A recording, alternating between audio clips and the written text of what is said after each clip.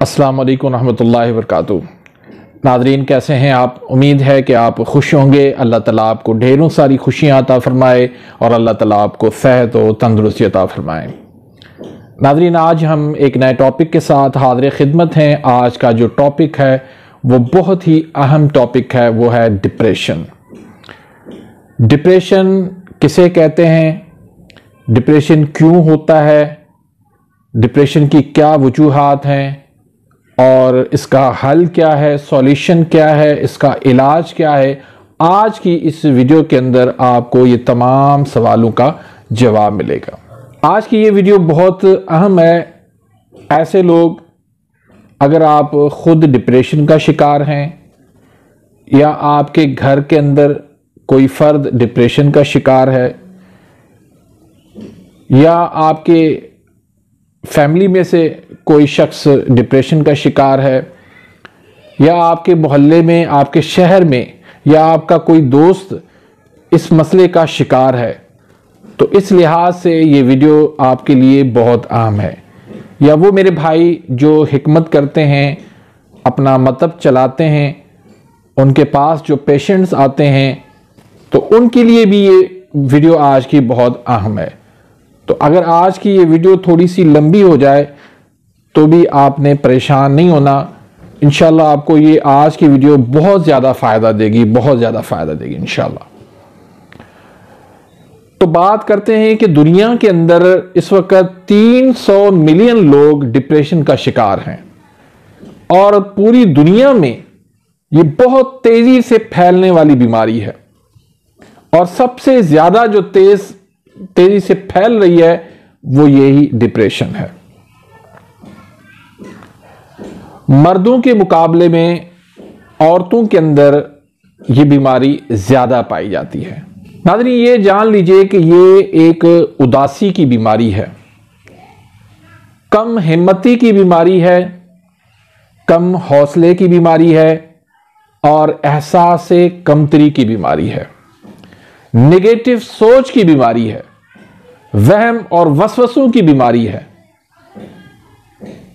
अब आप देखिए ना, वो काम, वो जॉब, वो बात, वो शौक जो उसे बहुत ज्यादा पसंद था, लेकिन अब अचानक वो कुछ भी उसको अच्छा नहीं लगता। मसलन एक लड़की है जिसको पढ़ाई का बहुत ज्यादा शौक था, अब उसका स्टडी में दिल ही नहीं लग रहा।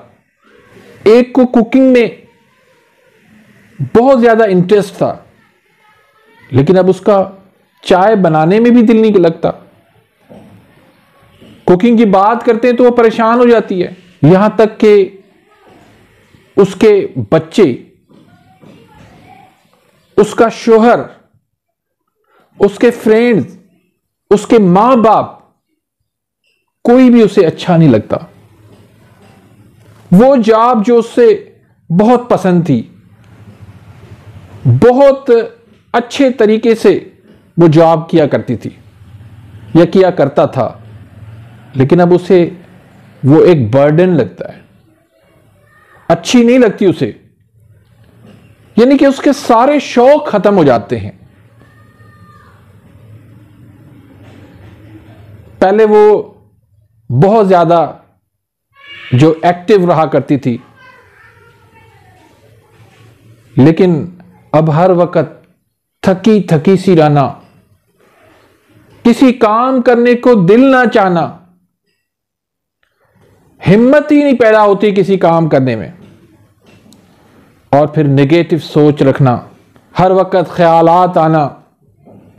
तो इस तरह की कैफियत पैदा हो जाती हैं। हर साल दुनिया के अंदर 8 लाख अफराद डिप्रेशन की वजह से खुदकुशी करते हैं, क्योंकि जब ये ख्यालात सारे जमा होते हैं, एहसास कमतरी हो जाती है, सोचें नेगेटिव हो जाती हैं, ख्यालात अजीब अजीब किस्म के जहन के अंदर ख्यालात पैदा होते हैं, तो फिर वो डिप्रेशन की वजह से खुदकुशी का सोचता है। इंसान में ये बीमारी बहुत तेजी से फैल रही है, बहुत तेजी से फैल रही है, और इसके लिए हर कोई उदास और परेशान है कि क्या करें। डॉक्टर के पास जाते हैं तो वो बहुत सारी किस्म की मेडिसिन, गोलियां दे देते हैं कि अब इसको लाइफ टाइम खाना है। उसके अंदर क्या होता है? नशा होता है। वक्ती सुकून के लिए आप वो टैबलेट लेते हैं, आपको थोड़ी बहुत जब तक उस नशे का असर होता है आपको नींद आ जाती है, लेकिन क्या ये बीमारी का इलाज है? क्या इसके साइड इफेक्ट क्या है नहीं जानते आप?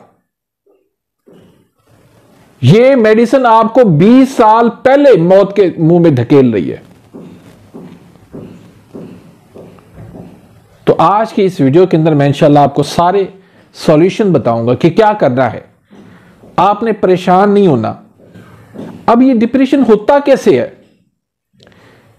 एक चीज जो आप हासिल करना चाहते थे, कोई भी चीज है, अब उसे हासिल ना कर सके तो वहां से आपके डिप्रेशन का आगाज होता है। हालांकि अल्लाह की रजा क्या थी और आपकी रजा क्या है, इन दोनों में जो डिफरेंस आता है, फर्क आता है, इसका नाम जो है वो गम है।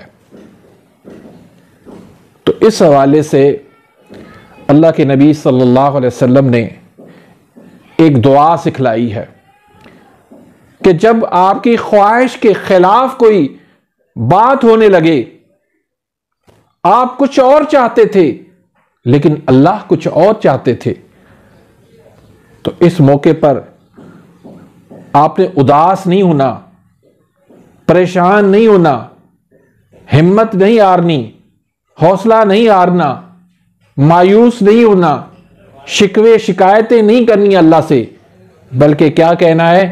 फरमाया कि तुम कहा करो रज़ीतु बिल्लाहि रब्बन व बिल इस्लामी दीना व बि मुहम्मदिन सल्लल्लाहु अलैहि व आलिहि वसल्लम, कि मैं अल्लाह की तेरी रजा पे मैं राजी हूं और मैं मोहम्मद सल्लल्लाहु अलैहि वसल्लम के दीन पे राजी हूं।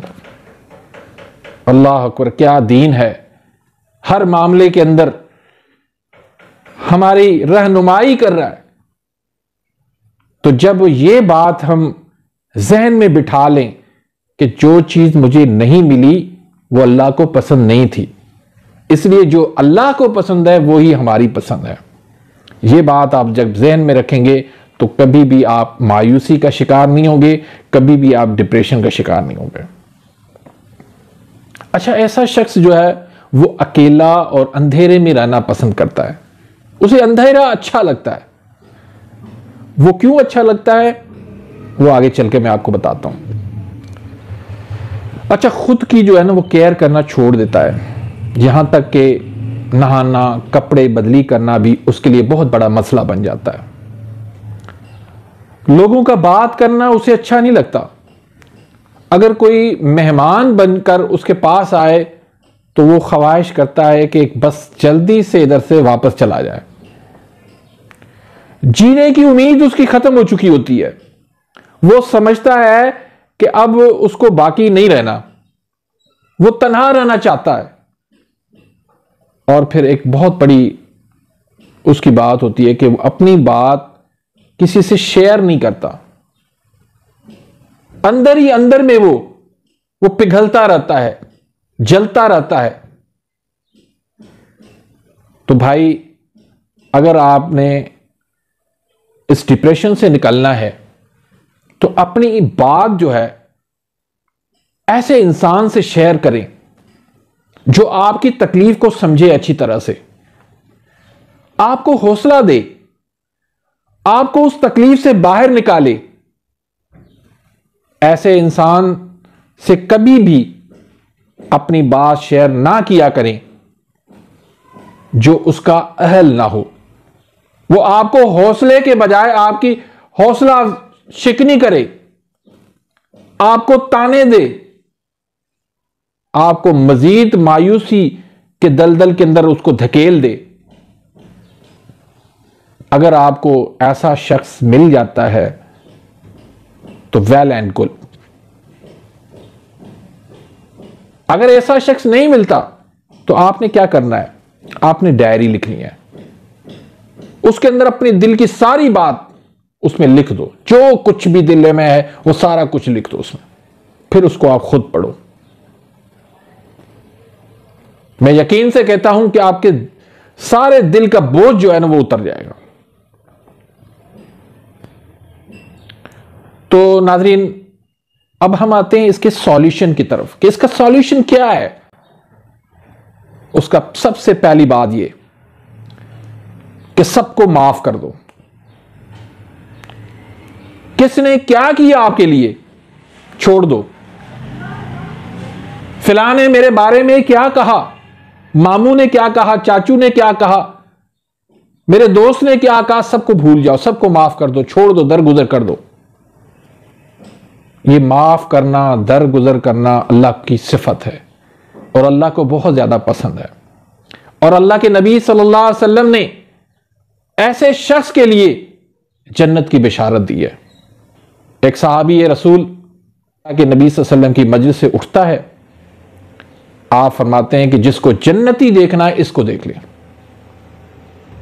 तो एक सहाबी के दिल में ख्याल आया कि ऐसा इसने क्या अमल किया है कि जिसकी वजह से इसको जन्नत की खुशखबरी दे रहे हैं अल्लाह के नबी सल्लल्लाहु अलैहि वसल्लम। तो वो कहता है, मैं उसके पीछे पीछे में भागा, उसके पास जाकर मैं बैठा घर के अंदर, उसको कहा कि मैं 3 दिन आपके पास में मेहमान बन के रहूंगा। उस वक्त मेहमानों की बड़ी कदर हुआ करती, हमारे यहां नहीं है कि मेहमान की हम इज्जत नहीं करते, बहुत ज्यादा इज्जत हुआ करती थी। और अल्लाह के नबी सल्लल्लाहु अलैहि वसल्लम की ये हुक्म भी है कि मेहमानों की तुम इज्जत किया करो। तो उसने कहा बिल्कुल, मोस्ट वेलकम। वो कहता है कि मैं 3 दिन उसकी तमाम इबादत को नोट करता रहा, उसका उठना, उसका बैठना, उसका नमाजें पढ़ना, उसकी इबादत, हर चीज में नोट करता रहा। मैंने जब 3 दिन जब गुजरे उसके बाद मैंने उसको कहा कि यार मैं आया था इस सिलसिले के अंदर कि अल्लाह के नबी सल्लल्लाहु अलैहि वसल्लम ने आपको जन्नत की बिशारत किस सिलसिले में दी है, किस ऐसा क्या काम है, लेकिन वही इबादत जो हम करते हैं सेम वही है, ऐसा क्या अमल है तेरा। तो उसने कहा मैं पहले तो नहीं बताना चाहता था, लेकिन अब आपने पूछ लिया है तो मैं आपको बताता हूं कि मेरा अमल यह है कि जब मैं बिस्तरे पर जाता हूं रात को सोने के लिए तो मैं सबको माफ करके सोता हूं। बस ये मेरा अमल है जिसकी वजह से अल्लाह के नबी सल्लल्लाहु अलैहि वसल्लम ने मुझे जन्नत की बिशारत दी है। तो भाइयों और बहनों, अल्लाह के लिए, अल्लाह की रजा के लिए सबको माफ कर दो। जिसने जो ज्यादती की छोड़ दो, दरगुजर करो, माफ कर दो। ये देखो दिमाग जो है ना, दिमाग बहुत छोटा सा है हमारा, हम इसके अंदर कितनी सारी बातें हम जहन में, दिमाग में रख लेते हैं। वो 10-10 साल पुरानी बातें भी हमारे जहन में पड़ी होती हैं। तो ये दिमाग हमारा कितना वो बर्डन लेगा, कितना बोझ हमारा बर्दाश्त करेगा। तो सबको आप निकाल दो, यकीन करो आपका दिमाग फ्रेश हो जाएगा, सारा बोझ दिमाग से निकल जाएगा, आप फिर सुकून में आ जाएंगे। तो पहली बात यह कि सबको माफ कर दो, दरगुजर करो। दूसरी बात कि दूसरों की मदद करना शुरू कर दो। ढूंढो आप कि किसको मेरी हेल्प की जरूरत है। अपने लिए नहीं जियो, दूसरों के लिए जियो। ऐसा काम करो जिससे दूसरों को फायदा पहुंचे। इससे क्या होगा? इससे यह होगा कि दूसरों की दुआएं आपको मिलेंगी। जब कोई शख्स आपके पीठ के पीछे हाथ उठाकर आपका नाम लेकर आपके लिए दुआ करता है ना, तो यकीन करो आपकी नस्लें जो है ना वो संभल जाएंगी। ये एक बहुत बड़ी बात है, बहुत बड़ी बात है कि कोई शख्स आपके पीठ के पीछे यानी गायबाना वो आपका नाम लेकर आपके लिए दुआ करे। और ये तब करेगा जब आप उसके काम आएंगे, जब आप उसकी हेल्प करेंगे, जब आप उसकी मदद करेंगे। तो दूसरों की मदद करना शुरू कर दो। उसके बाद ये आप सोचना छोड़ दें कि मेरे ऊपर कोई अल्लाह का अजाब है या मैं तो बस किसी काम का नहीं हूं। नहीं भाई, आप ये सोचें कि ये जो मेरे ऊपर तकलीफ आ रही है ये अल्लाह की तरफ से आजमाइश है। और याद रखें, आजमाइश उन लोगों पर आती है जो अल्लाह को बहुत ज्यादा महबूब होते हैं, बहुत ज्यादा जो पसंद होते हैं ना अल्लाह को। अल्लाह उनको आजमाइशों की भट्टियों में डालकर उसको कुंदन बना के उसको दुनिया के सामने पेश करता है और उससे अल्लाह जरूर यकीनन कोई बहुत बड़ा काम लेना चाहता है। अब नाज़रीन हम आते हैं कि इसका कास क्या है, इसका सबब क्या है बीमारी का।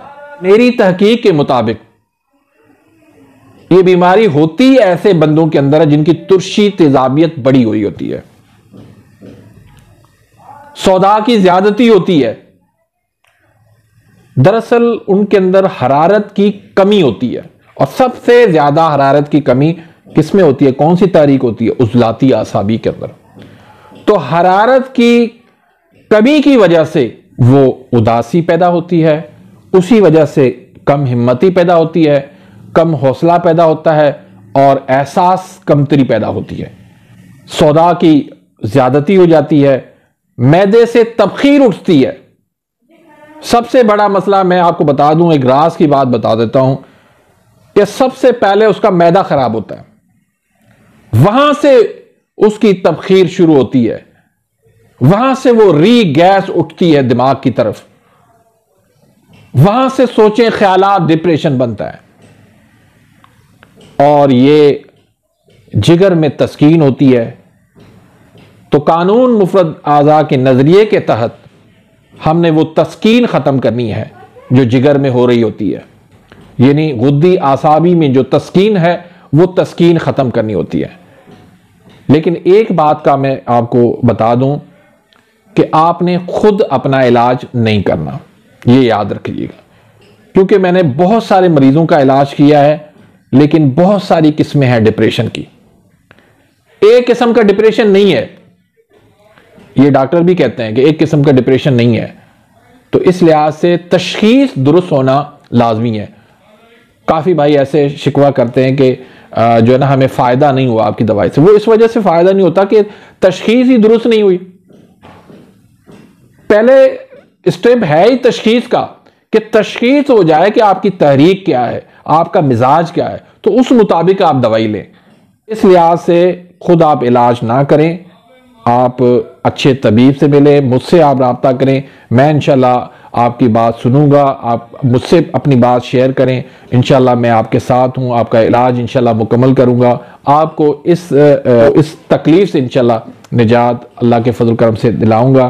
तो बाकी जो हुक्मा हैं वो भी अपने हिसाब से तशखीस करके फिर तजवीज़ करें। अगर ज़ाती आसाबी तारीख हो तो उसमें आप 5 मुलय्यन, 5 अक्सीर, हाजम 5 और हब्बे संगिदाना का नुस्खा आप इस्तेमाल करवाएं। अल्लाह के फजल करम से सालों का मसला दिनों के अंदर हल हो जाएगा। अगर आपने मेरे इस चैनल को सब्सक्राइब नहीं किया तो प्लीज़ सब्सक्राइब कर दीजिए, बेल आइकन घंटी के निशान को प्रेस कर दीजिए, ताकि मेरी हर आने वाली न्यू वीडियो का नोटिफिकेशन आप तक पहुँच जाए और आप मेरी वीडियो से मुस्तफ़ीद होते रहें। तो इसी के साथ ही मैं इजाज़त चाहता हूँ, मिलते हैं इंशाल्लाह नेक्स्ट वीडियो में, तब तक इजाज़त, अल्लाह हाफिज़।